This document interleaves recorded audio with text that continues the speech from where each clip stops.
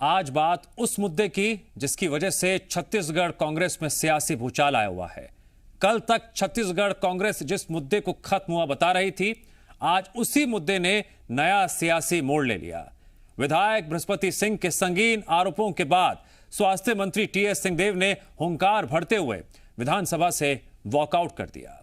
TS Singhdeo अपने ऊपर लगे आरोप पर सरकार से स्पष्टीकरण चाहते हैं। टीएस सिंहदेव ने कहा वो अब कल सदन में आएंगे या नहीं आएंगे, ये वक्त तय करेगा। यानी कि साफ है, टीएस सिंहदेव और बृहस्पति सिंह के बीच सियासी जंग बढ़ गई है। अब सवाल यह है, इस पूरे मुद्दे को कांग्रेस हाईकमान कैसे सुलझाएगा? आखिर छत्तीसगढ़ में कैसे सुधरेगी कांग्रेस की गृह दशा? आज इसी मुद्दे पर हम करेंगे चर्चा। यह अहम सवाल इसलिए भी है क्योंकि कल तक पीएल पुनिया ये लगातार कह रहे थे मामला खत्म हो गया है, लेकिन आज जिस तरह से जो घटना देखने को मिली उसने कांग्रेस के अंदर जो अंतर्कलह चल रही है उसको सबके सामने रख दिया।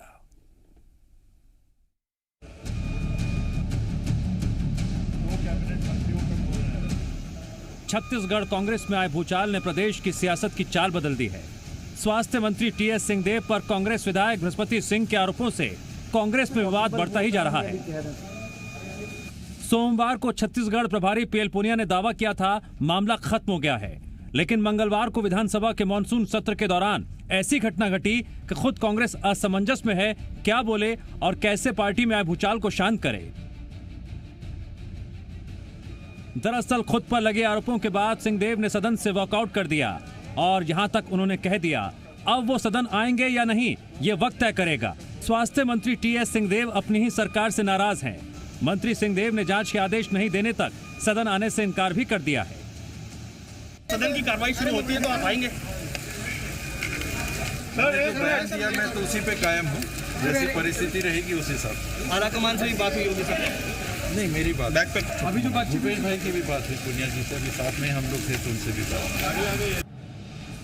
स्वास्थ्य मंत्री टीएस सिंहदेव के सदन से वॉकआउट की घटना को छत्तीसगढ़ प्रभारी पीएल पुनिया ने भावनाओं के सैलाब से जोड़ा, तो वहीं कृषि मंत्री रविंद्र चौबे ने इसे गलतफहमी बता दिया। यहाँ तक टीएस सिंहदेव जी जो असेंबली में जो वक्तव्य दे के बाहर आ गए, तो वो भी मैं समझता हूँ कि भावात्मक एक उनका कदम है और उसका समाधान होगा, निकल जाएगा। मेरी मुख्यमंत्री जी और टीएस सिंहदेव जी दोनों से वार्ता हो चुकी है, उसका समाधान हो जाएगा। प्रश्न केवल ये था कि माननीय सिंहदेव साहब के द्वारा चलते हुए वक्तव्य के तत्काल पश्चात उसमें टिप्पणी करके वो सदन से छोड़ के चले गए, तो हमें ऐसा लगता है कि ये गलतफहमी के कारण हुआ है। माननीय सिंहदेव साहब से बातचीत करके सब मामला सुलझा लिया जाएगा। सिंहदेव के सदन में दिए बयान पर बीजेपी बघेल सरकार पर हमलावर हो गई। पूर्व सीएम रमन सिंह ने कहा ऐसा पहली बार हुआ होगा, एक सीनियर मंत्री सरकार से नाराज होकर सदन से चला जाता है। वहीं नेता प्रतिपक्ष धर्मलाल कौशिक और पूर्व मंत्री बृजमोहन अग्रवाल ने भी सरकार पर निशाना साधा। ये आज तक संसदीय इतिहास का और मेरी जानकारी में जब तक मैं राजनीति में हूँ ये पहली घटना है कि सरकार के ऊपर सरकार का मंत्री ही भरोसा नहीं कर रहा है, यानी सरकार की विश्वसनीयता पूरी तरीके से समाप्त हो गई। मेरे व्यक्तिगत अपना हवाला दिया कि कब मेरे को सब जानते हैं, कभी मेरे ऊपर आरोप नहीं लगा और इतने व्यथित थे कि आखिर उनको कहना पड़ा कि सरकार मेरी स्थिति स्पष्ट करे तब मैं सदन की कार्रवाई में भाग लूंगा। हिंदुस्तान के शायद से सबसे बड़ी घटना है, पहली घटना है और ऐसे में सरकार को के ऊपर खुद का मंत्री का अविश्वास हो जाए तो इस सरकार को बने रहने का अधिकार नहीं है। ये घटनाक्रम एक मंत्री के ऊपर लगे आरोपों पर गृह मंत्री के जवाब से असंतुष्ट होकर कि जब तक मेरे मामले में स्थिति स्पष्ट नहीं होगी तब तक मैं सदन की कार्रवाई में भाग नहीं लूंगा, ये सरकार के ऊपर में अविश्वास पैदा करने वाला मामला है और इसलिए पूरी सरकार अविश्वसनीय हो गई है। 25 जुलाई को कांग्रेस विधायक बृहस्पति सिंह ने सिंहदेव पर जान से मारने के आरोप लगाए थे। इस मामले में मानसून सत्र के पहले दिन बीजेपी ने मुद्दा उठाया था और उसी मामले में गृह मंत्री ने सदन में जवाब दिया, लेकिन जवाब से असंतुष्ट टीएस सिंहदेव सदन में भावुक हो गए। अब सवाल ये है, ये नौबत क्यों आई, वो भी तब जब पीएल पुनिया एक दिन पहले बैठक कर मामला खत्म होने की बात कहते हैं। सवाल ये, मामला खत्म हो गया था तो आरोप लगाने वाले विधायक बृहस्पति सिंह ने इस मामले पर सामने आकर क्यों कुछ नहीं कहा। सवाल ये भी, कांग्रेस के अंदर फिलहाल कुछ भी ठीक नहीं, फिर नाराज सिंहदेव को मनाने के लिए पार्टी का अगला कदम क्या होगा, या फिर ये आने वाले किसी तूफान से पहले की शांति है जिसे फिलहाल कांग्रेस नजरअंदाज कर रही है। देवेश तिवारी, जी मीडिया, रायपुर।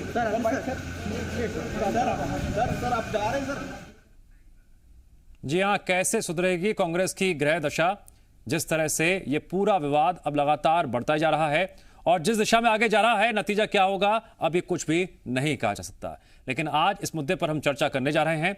हमारे साथ आज पैनल में कौन कौन से जुड़ेगा, मैं गुजारिश करूंगा पहले आप विंडो में ले आइए मेहमानों को। एक बात बताना बहुत जरूरी है, हमारे साथ बीजेपी प्रवक्ता संजय श्रीवास्तव जी हैं, राजनीतिक विश्लेषक राम अवतार तिवारी जी हैं, स्वागत है आपका भी, और ब्यूरो चीफ देवेश तिवारी हमारे साथ है। अब दर्शक ये जरूर सोच रहे होंगे कि हमारे साथ 3 लोग जुड़े हैं, लेकिन कांग्रेस से जुड़ा मुद्दा है और कांग्रेस का कोई भी यहां पर प्रवक्ता मौजूद नहीं है। इसके पीछे की वजह यह है कि इस मुद्दे पर कांग्रेस का कोई भी नेता, प्रवक्ता, विधायक, मंत्री ना तो बोलने के लिए तैयार है, ना सवालों का जवाब देने के लिए तैयार है, ना चर्चा में जुड़ने के लिए तैयार है। इस बारे में देवेश हमें और जानकारी देंगे। देवेश, जो तस्वीर राजनीतिक परिदृश्य के लिहाज से दिखाई जाती है, अक्सर जरूरी नहीं कि वैसा ही हो, पर्दे के पीछे बहुत कुछ चल रहा होता है जो धुंधलाहट के साथ दिखाई देता है और उसके नतीजे बहुत अलग हो सकते हैं जो फिलहाल नजर आ रहा है। क्या छत्तीसगढ़ में कोई राजनीतिक भूकंप आने वाला है क्या? देखिए, राजनीतिक भूकंप तो ना कहा जाए, लेकिन एक बहुत रिएक्टर पैमाने पर हल्की सी कंपन महसूस हुई है जो आज विधानसभा में देखने को मिली है। विधानसभा में किसी एक मंत्री का अपनी ही सरकार से अपने बारे में स्थिति स्पष्ट करने की बात कहते हुए सदन से बाहर चले जाना यह पहली बार हुआ है।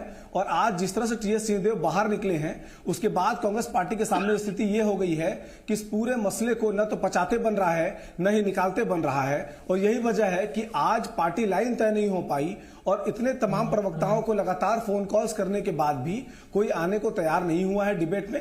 लेकिन विषय काफी महत्वपूर्ण है, विषय विधानसभा से जुड़ा हुआ है। एक मंत्री अपनी ही सरकार के से वक्तव्य नहीं आने की बात को कहते हुए विधानसभा से बाहर निकल आए हैं, तो आप समझ सकते हैं कि इस समय कांग्रेस के सामने स्थिति किस तरह की बनी हुई है। और टीएस सिंहदेव जो है वो भी आज भी अपने स्टैंड पर कायम है और कल वो सदन नहीं जा रहे हैं। कल जब सदन के भीतर कांग्रेस मंथन करके, चिंतन करके कोई ऐसा वक्तव्य रखती है जिसमें विधायक द्वारा लगाए गए आरोपों पर कोई स्पष्टीकरण आता है टीएस सिंहदेव के संदर्भ में, तब जाकर के सिंहदेव विधानसभा पहुंचने की बात कह रहे हैं। जी ठीक है। राम अवतार तिवारी जी, आपने हर घटनाक्रम को जो बयान सामने आए, फिर चाहे वो छत्तीसगढ़ प्रभारी की तरफ से आए हों या फिर कांग्रेस के नेताओं की तरफ से आए, कृषि मंत्री की तरफ से आए, सदन में जो कुछ हुआ आपने देखा होगा, समझा होगा। क्या इशारा मिल रहा है?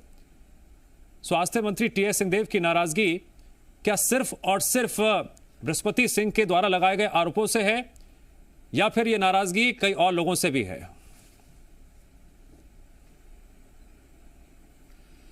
शतरंज में घोड़ा, हाथी और पैदल सब होते हैं, तो इस तरह से बृहस्पति सिंह हो सकता है प्यादे हो, जो उसके पीछे के राजाओं की लड़ाई जो होगी, ऐसा हो सकता है।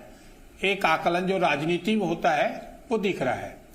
दूसरी बात यह है कि कांग्रेस में छत्रपों की जो लड़ाई है वो कोई नई नहीं है, ये उसकी अच्छाई भी है। लोकतंत्र के नाम पर वो लड़ते हैं, अपनी पार्टी की प्रशंसा करते हैं और यही उसको गर्त में ले जाती भी है। तो ये लड़ाई जो 2.5 साल से शुरू हुई है वो एक तरह से बढ़ती जा रही है। वो कहीं न कहीं कांग्रेस को इसको रोकना पड़ेगा। अगर अहम की लड़ाई नहीं रुकी तो ये छोटे छोटे प्यादे जो है वो निपटते जाएंगे। कांग्रेस की जो स्थिति है, जैसे मजबूत छत्तीसगढ़ में रही है अपने किसान, धान जैसे मुद्दों को लेकर और कई अच्छी योजनाओं से वो मैदान में अच्छी स्थिति में है, वो एक कमजोर हो रही है और भाजपा को एक बड़ा मुद्दा मिलते जा रहा है और भाजपा कल तक जो निराश थी वो आज आक्रामक हो रही है और एक बड़े मुद्दे को, जो छोटा सा मुद्दा दो नेताओं के बीच झगड़ा हुआ था, और धीरे धीरे कुछ कांग्रेस की गलत रणनीति और एक जो अच्छा प्रबंधन ना होने का संकेत, ये इस पूरी बात में जाता है। जितना बड़ा मुद्दा है नहीं, ये बड़ा मुद्दा बन गया है। इस मुद्दे को अगर कांग्रेस ने समय रहते पेचअप नहीं कराया तो इस तरह के विवाद बने रहेंगे। और राम अवतार तिवारी जी, मुद्दा इतना बड़ा बन चुका है कि बीजेपी की रणनीति बदल गई। बीजेपी की रणनीति बदल गई। मानसून सत्र से पहले बीजेपी के नेता बयान दे रहे थे कि हम किन मुद्दों को लेकर सरकार को घेरेंगे। पूरी तस्वीर ही बदल गई विधानसभा के इस मानसून सत्र की। संजय श्रीवास्तव जी, तैयारी तो बहुत की थी आपने, कई मुद्दों को लेकर घेरेंगे। मुस्कुरा भी रहे हैं, मुस्कुरा भी रहे हैं संजय श्रीवास्तव जी। मतलब ये जो इस वक्त छत्तीसगढ़ कांग्रेस में हालचाल दिखाई दे रहे हैं, आपकी पार्टी को तो बहुत रास आ रहा होगा ये पूरा माहौल। नहीं, देखिए, रास आने का विषय नहीं है। हमने तैयारी तो आम जनता के मुद्दे, किसानों के मुद्दे को लेकर किया था। ये कांग्रेस के लिए कोई नई बात नहीं है। ये तो कांग्रेस का इतिहास है, कांग्रेस का राष्ट्रीय चरित्र है कि देश की आजादी के बाद से पद प्रतिष्ठा और कुर्सी पाने के लिए वे किसी भी स्तर पर जा सकते हैं। लेकिन शायद जो वातावरण छत्तीसगढ़ का है, छत्तीसगढ़ की सरलता है, कभी हमने छत्तीसगढ़ में ये सोचा नहीं था कि इस तरह की स्थिति निर्मित होगी कि जिस तरीके से चलते हुए सदन के बीच में से एक वरिष्ठ मंत्री, नहीं कहूंगा, नंबर 2 मंत्री इस सरकार के, वो अपनी स्थिति स्पष्ट करने की मांग करते हुए, राज्य सरकार पर आरोप लगाते हुए वो सदन से बहिर्गमन कर गए। कल वो आएंगे कि नहीं, ये भी एक अंदेशा है। अर्थात मुझे लगता है कि 2.5-3 सालों में इस सरकार पर अपने ही पार्टी का एक शानदार, एक इतना बड़ा हमला है। मुझे लगता है कि इससे ज्यादा नैतिक पतन किसी सरकार का नहीं हो सकता कि उनका नंबर 2 का मंत्री, जो कि मुख्यमंत्री पद के दावेदार थे या हैं, मैं नहीं जानता, लेकिन उन्होंने एक बड़ा प्रश्न चिन्ह न केवल कांग्रेस पार्टी में बल्कि पूरी सरकार की कार्यप्रणाली पर खड़ा किया है। देखिए, विषय वो नहीं है। 3 दिन हो गए आज।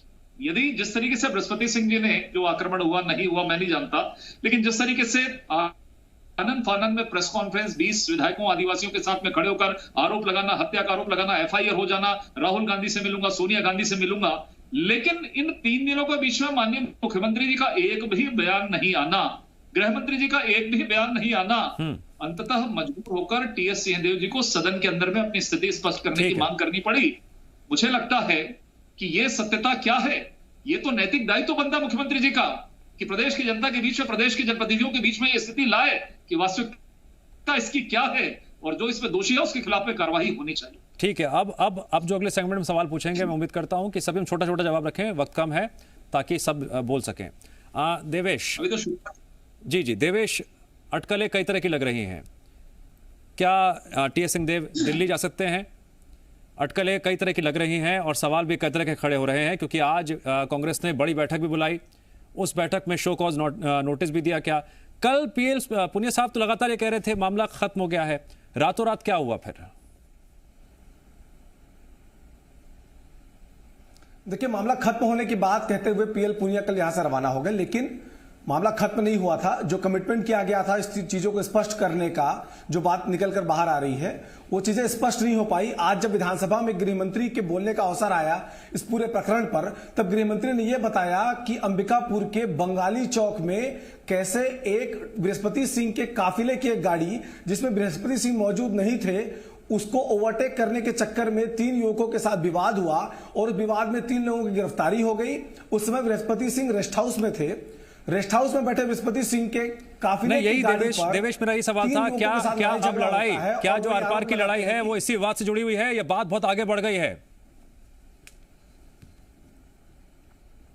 देखिए, बात आगे बढ़ गई है। बात अब एक मंत्री के प्रतिष्ठा की है, एक विधायक के बोले गए शब्दों की सत्यता की लड़ाई है, और इसके चक्कर में पूरी की पूरी सरकार कटघरे में खड़ी हो गई है कि आखिर सरकार की ओर से इस पर कोई स्पष्ट जवाब क्यों नहीं आ रहा है। स्थितियों को स्पष्ट करने की बात कहते हुए TS सिंहदेव आज सदन से खुद निकलकर चले गए, ये कहते हुए कि मैं यहां बैठने के योग्य नहीं हूं।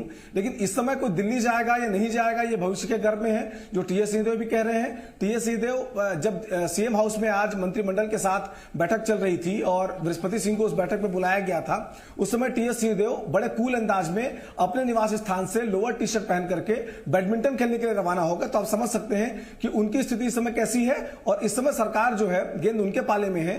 बृहस्पति सिंह को बुलाया गया था, अब क्या रणनीति बनी है, कल क्या सदन में बोला जाएगा, जिसके आधार पर टीएस सिंहदेव का विधानसभा में पहुंचना सुनिश्चित होगा। इस विवाद का अंत कहां आपको दिखाई दे रहा है?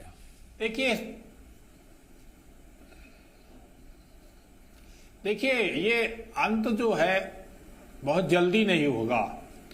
इसलिए नहीं होगा क्योंकि जो टीएस बाबा जो है सरगुजा इलाके के सर्वमान्य नेता हैं, वो सारे उस 11 विधायकों को टिकट दिलाया, जिताने में जिम्मेदारी से उन्हें मेहनत की और वो जीत कर आए। अब वही विधायक उनके खिलाफ हो गए हैं। तो ये विधायक खिलाफ हुए हैं, उनके खिलाफ मोर्चा खोल दिए हैं।